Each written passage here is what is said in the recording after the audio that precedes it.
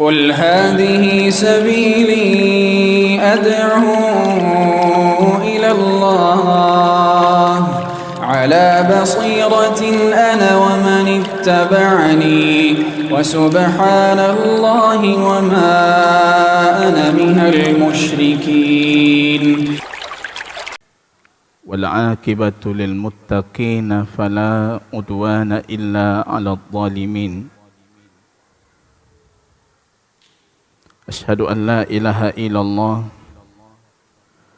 وحده ربي لا شريك له وأشهد أن محمدا عبده ورسوله صفيه من خلقه وخليله محمد صلى الله عليه وسلم وعلى آله وصحبه أجمعين.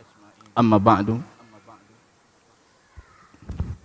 Ikhwatal iman, a'azzani Allah wa iyyakum jami'an.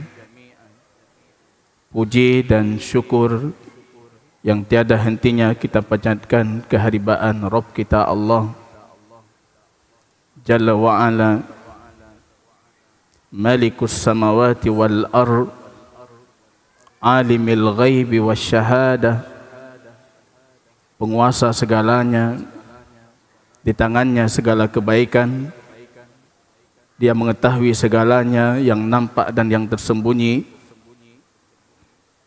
Dan kita memohon kepada Rabb kita Allah agar menjadikan amal ibadah kita ini yang memberatkan timbangan kita ketika kita berhadapan dengan Allah Subhanahu wa ta'ala nantinya.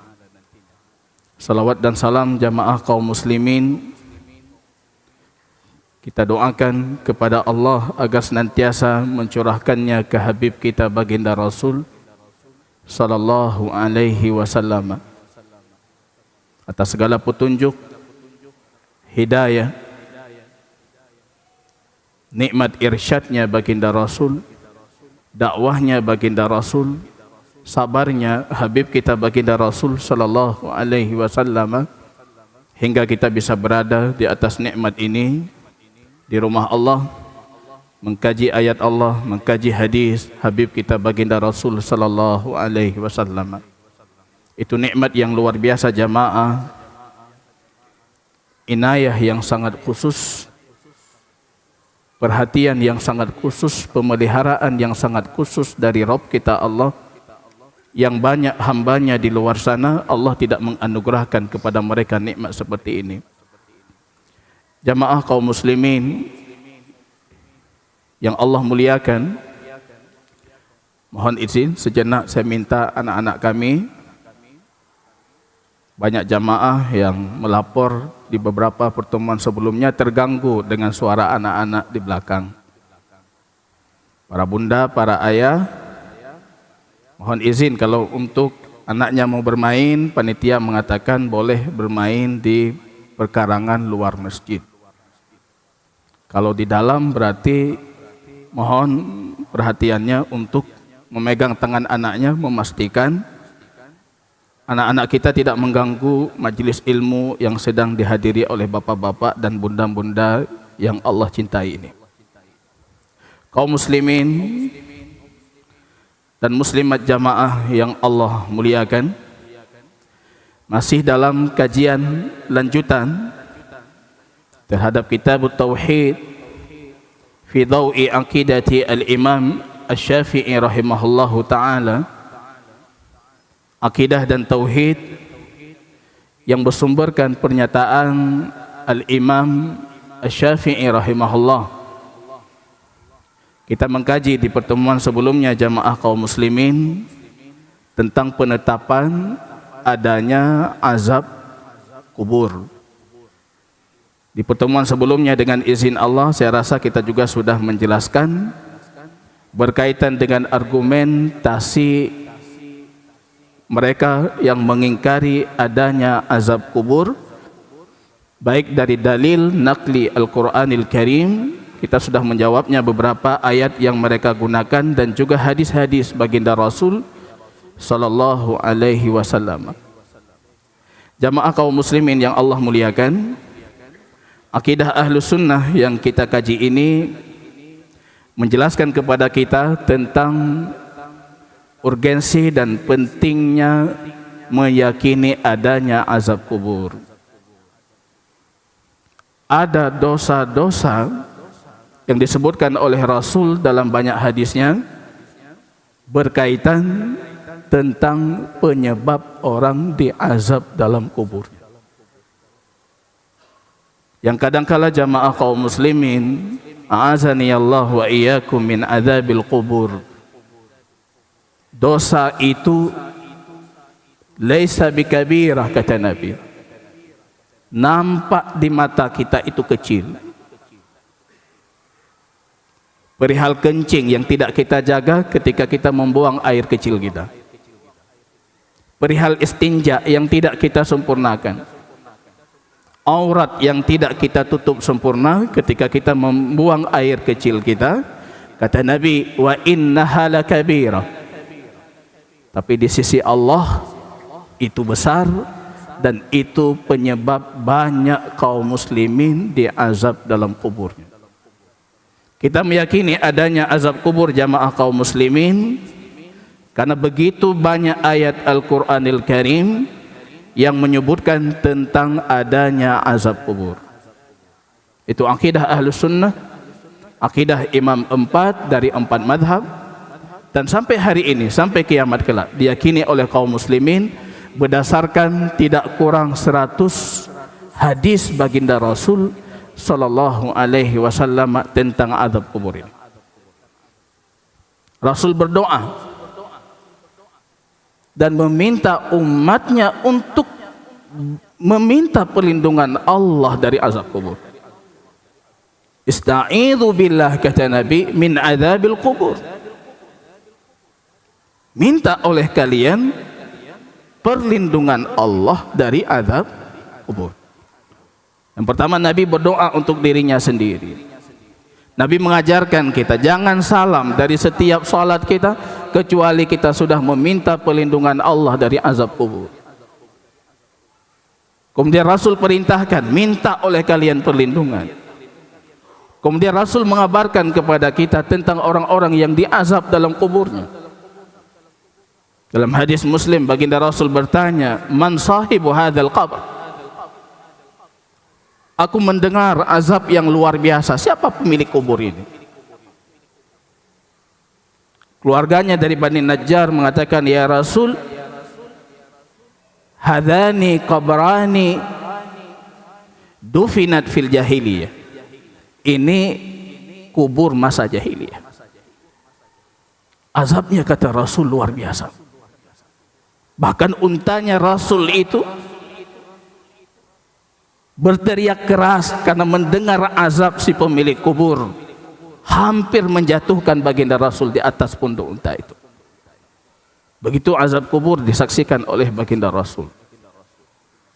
Baginda Rasul juga mengajarkan kepada kita tentang penyebab-penyebab adanya azab kubur.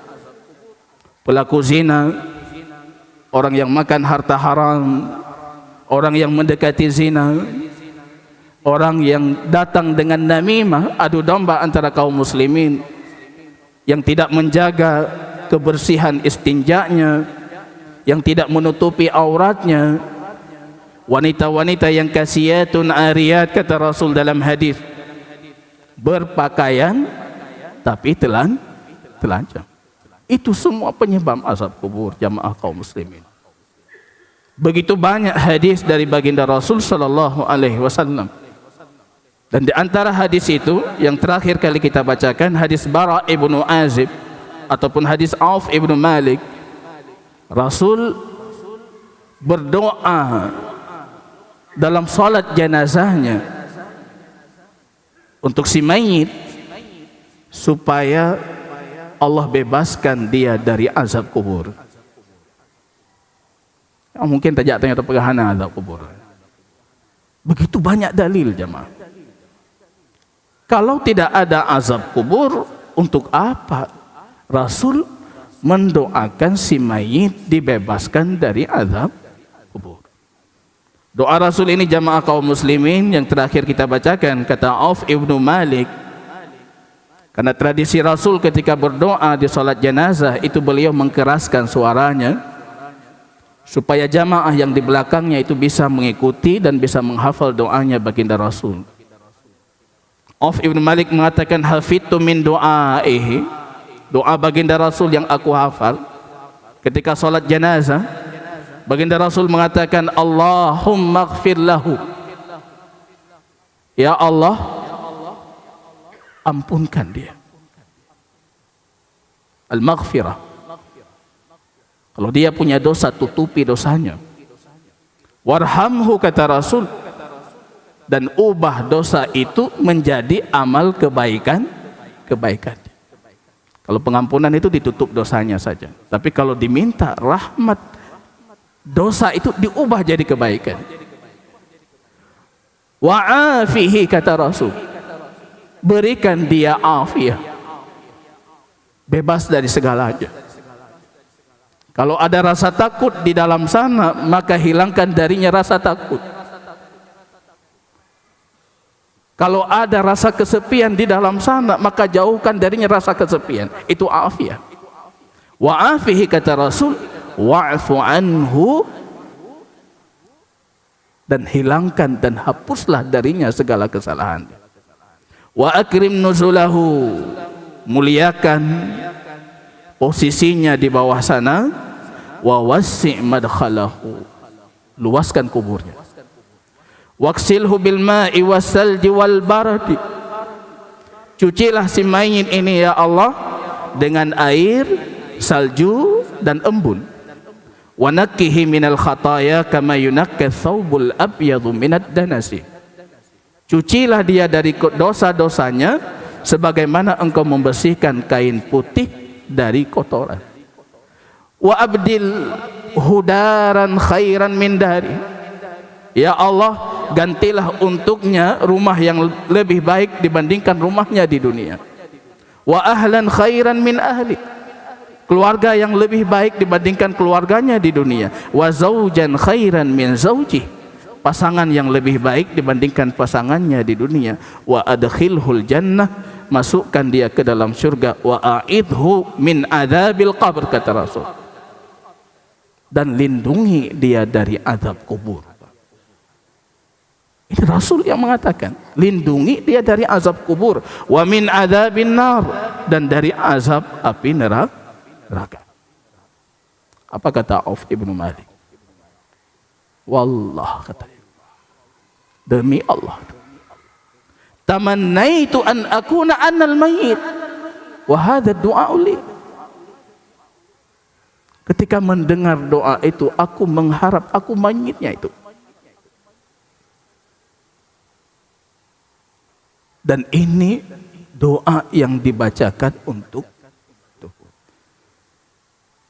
Saya juga merasa seperti itu, Pak. Doanya Zikir Haji kegetannya luar biasa. Jangankan doa ini, kita tahu musibah menimpa saudara kita jamaah hari Jumat kemarin. Guru kita, orang tua kita, Ustaz Bismi Syama'un, pergi subuh mau menghadiri kajian di sini. Qaddarallah, Allah wafatkan beliau tadi pagi.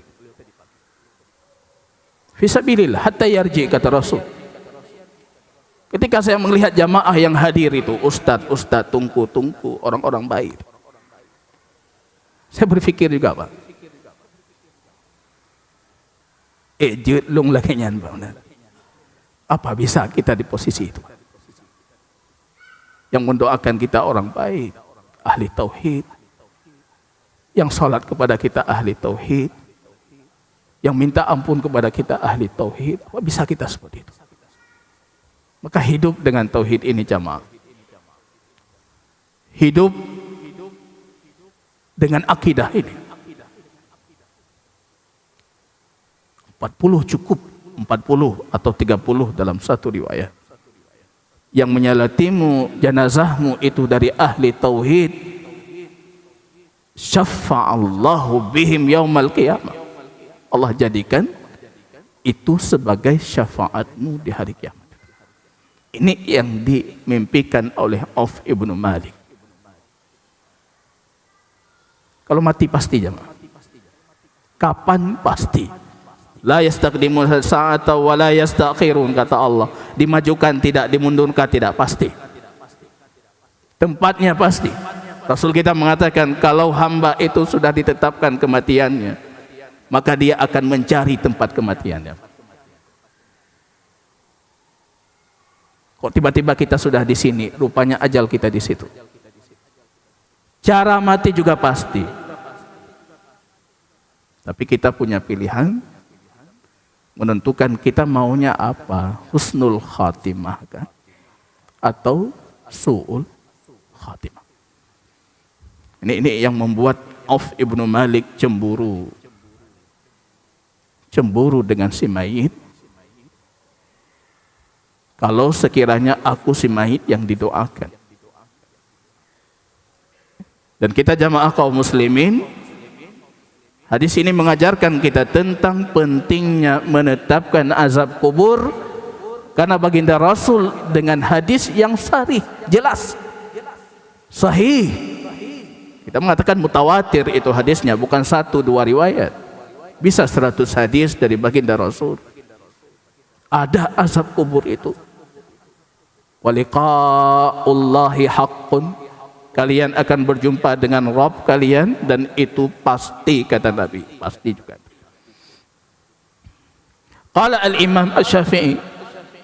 Imam Syafi'i, kalau kita yang meyakini atau menjadikan madhab fikih kita madhabnya Syafi'i, a'immah Syafi'iyah, imam-imam besar madhab Syafi'i, bahkan ada yang mengkafirkan yang tidak menetapkan azab kubur. Kalau bahasa Imam Syafi'i, dhal, sesat orang itu. Beliau mengatakan, ini dalam al-umnya, qala al-Imam Syafi'i, karena posisi doa di salat jenazah itu doa bukan zikir, maka boleh kita tambah. Enggak mesti cuma dengan doa yang maksur dalam hadis, kita tambah lagi. Apalagi si mayit yang kita tahu guru kita tambah dengan doa yang banyak. Orang tua kita tambah dengan doa yang banyak. Kalau Imam Ali ibn Abi Thalib bahkan dengan menambah takbir salat jenazah, tergantung siapa yang wafat. Penting tidak dia untuk Islam. Qala al-Imam Asy-Syafi'i rahimahullah, wa uhibbu ay yaqul, aku suka, kata beliau dalam al-um, kalau sekiranya orang yang membacakan doa tadi menambahkan lagi, Allahumma abduk, ya Allah, yang ada di hadapan kami ini adalah hambamu ya Rabb, wa ibnu abidik, anak dari hambamu ya Rabb, wa ibnu ammatik, anak dari hamba perempuanmu ya Rabb, kana yashhadu an la ilaha illa ant, dia bersaksi tiada Tuhan selainmu ya Rabb, wa anna Muhammadan abduk, dan Muhammad itu hambamu dan rasulmu, wa anta a'lamu bihi, dan engkau lebih tahu tentangnya dibandingkan kami ya Rabbi. Allahumma in kana muhsinan, kalau dia orang baik, fazid fi ihsani, maka tambahlah kebaikan di timbangan kebaikannya, warfa' darajatahu wa qihi adzabal qabr, tinggikan derajatnya dan selamatkan dia dari azab kubur. Imam Syafi'i menetapkan juga adanya azab kubur. Yang tidak menetapkan azab kubur itu sekelompok kecil dari kalangan kaum muslimin, dan beberapa di antara mereka hari ini punya mimbar-mimbar, punya mikrofon sehingga mengganggu banyak remaja kaum muslimin dan mahasiswa-mahasiswa kita di kampus. Panena azab kubur. Kita buka, kita gali, enggak ada apa-apa.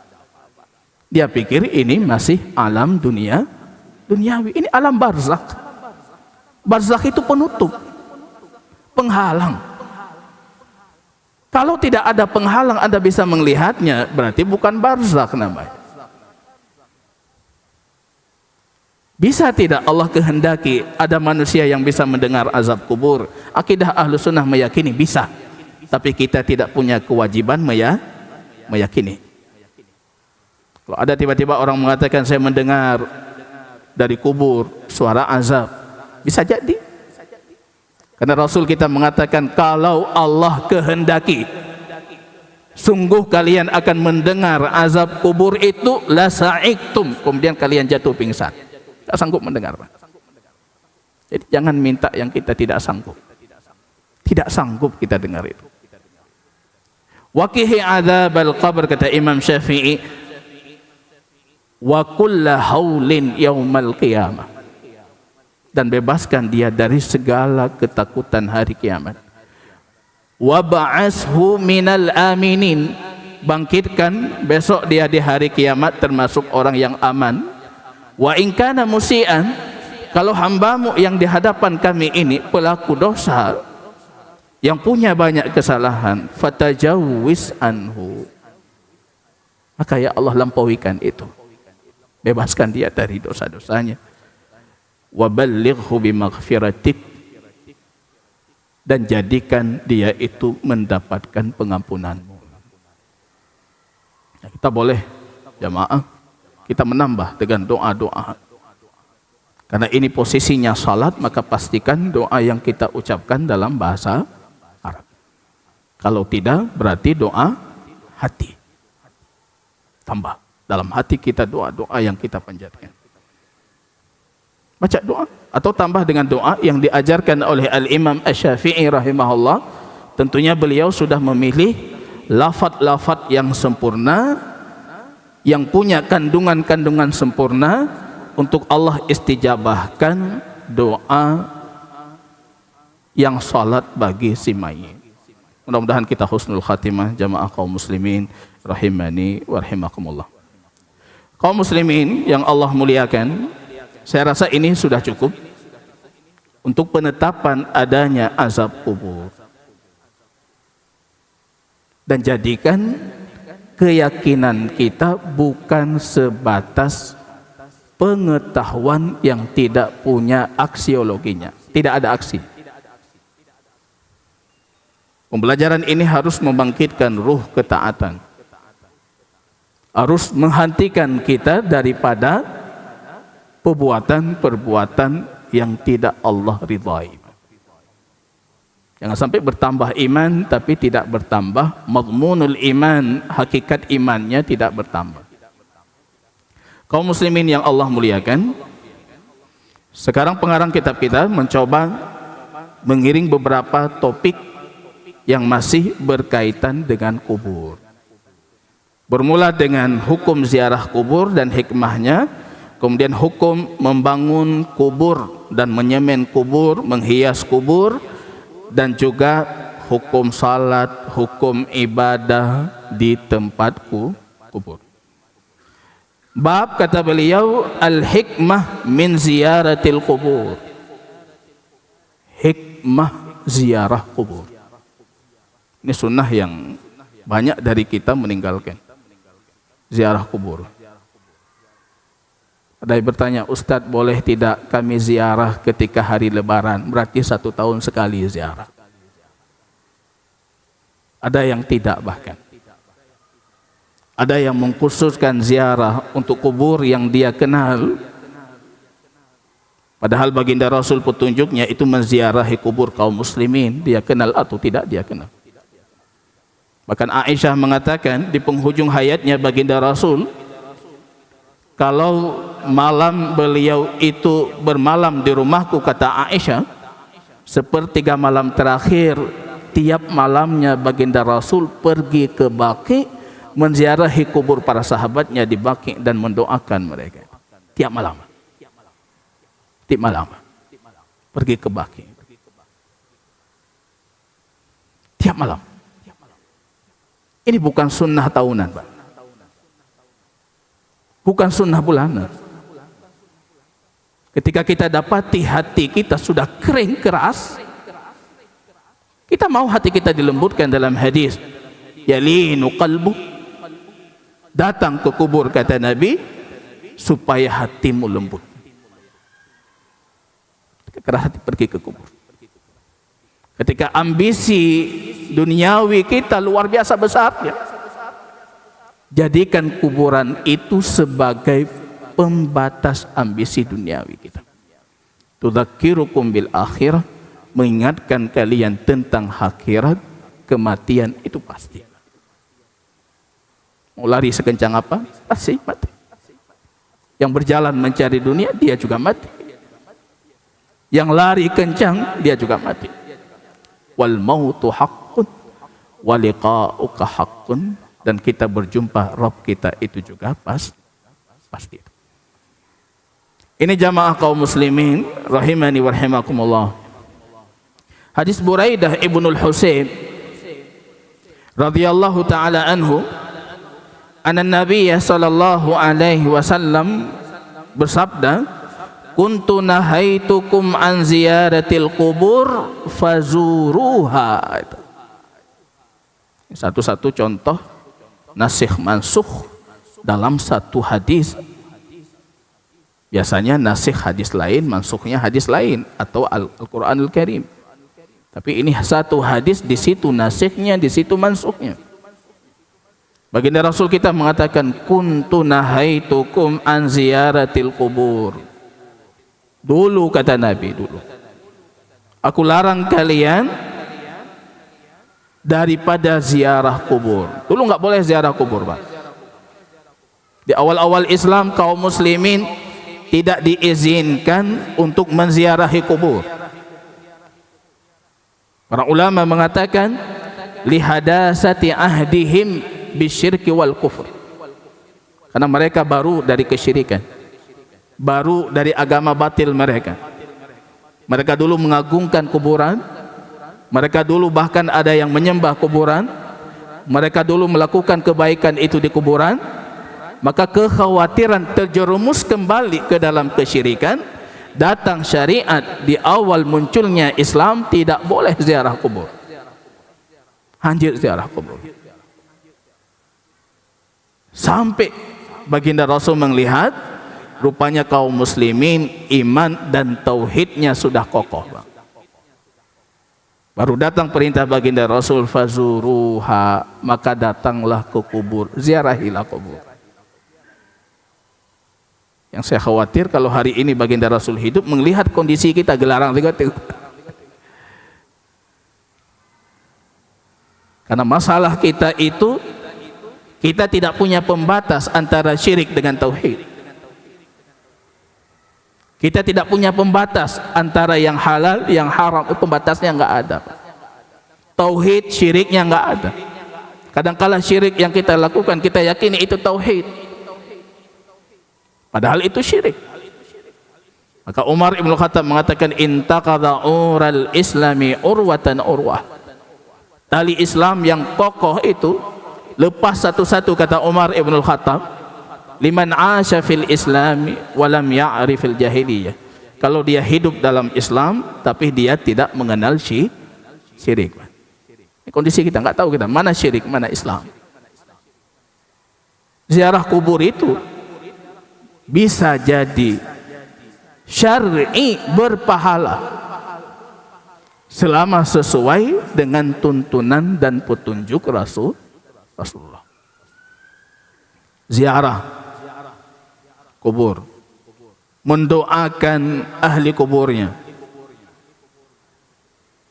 Inna insyaallah bikum lahikun, yarhamullahu al-mustaqdimin wal mustakhirina minna. Kita doakan mayit dalam kuburnya, semoga Allah merahmati dan menyayangi yang sudah mendahului kami dan yang akan datang ke kubur ini nantinya. Wa inna insyaallah bikum lahikun, dan kami juga akan mengikuti kalian nantinya. Baca doa itu, ucapkan salam untuk ahli kubur. Tujuan ziarah itu mengambil ibrah dari kematian dan kondisi kubur. Kita lunakkan hati kita, kita ingat kematian, kita ingat akhirat. Kalau kata Utsman ibnu Affan, beliau berdiri di kubur menangis kencang beliau. Hani pembantunya mengatakan, wahai Utsman, kalau disebutkan surga neraka, engkau biasa saja. Tapi kenapa ketika disebutkan kubur engkau menangis luar biasa? Utsman mengatakan, fa inna awwal manaziliha al-qabr. Terminal pertama itu bukan surga neraka, kubur. Yang selamat di sini, setelahnya selamat. Kalau tidak selamat di sini, itu tergantung kepada Rabb kita Allah, selamat atau tidak selamat setelahnya. Ini yang paling penting, kata Utsman. Kalau itu tujuan kita ziarah, maka ziarah kita terhitung syar'i, berpahala. Tapi kalau kita khususkan perjalanan panjang untuk satu kuburan, itu bertolak belakang dengan hadis baginda Rasul. Itu ziarah bid'iyah, ziarah yang tidak disyariatkan. Bahkan untuk kubur Rasul, kalau kita datang ke kubur baginda Rasul di Madinah, tujuannya kubur Rasul, maka tidak disyariatkan. Tujuannya rumah Allah, Masjid Nabawi, kita ikuti dengan ziarah kubur Nabi itu. La tusyaddu rihal, kata Rasul, tidak boleh perjalanan panjang itu dilakukan kecuali hanya untuk 3 masjid saja. Masjidil Haram, masjidku ini, Masjid Nabawi, dan Masjid Aqsa. Yang lain nggak boleh, Pak. Datang dari daerah, datang dari mana-mana, hanya mengkhususkan menziarahi satu kubur dan meniatkan itu berpahala, nggak dapat itu. Bahkan menyelisih hadis baginda Rasul. Kalau sampai ibadah kita peruntukkan untuk si mayit, jadi ziarah syirik. Silahkan buka madhab apapun itu, madhab Syafi'i, madhab yang lain. Memperuntukkan ibadah yang merupakan kekhususan Allah kepada selain Allah, itu adalah syirik.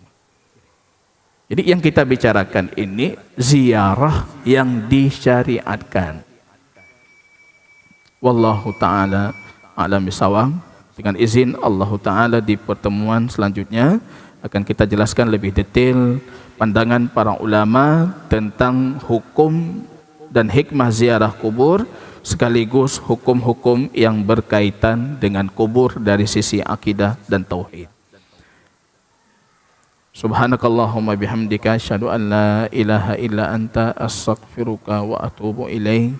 Assalamualaikum warahmatullahi wabarakatuh.